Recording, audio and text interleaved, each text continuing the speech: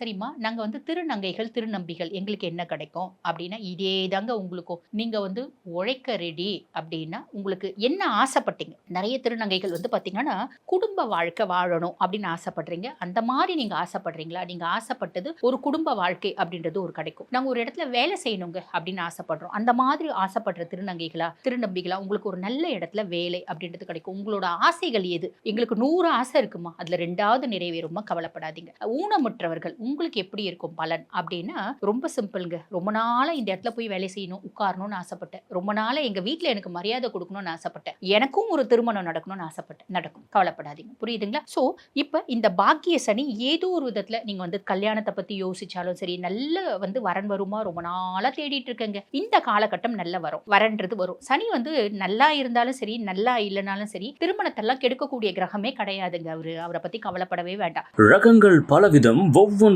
உலகத்தரம். தமிழக உற்பத்தியில் உங்கள் அனுஜ் டைல்ஸ்.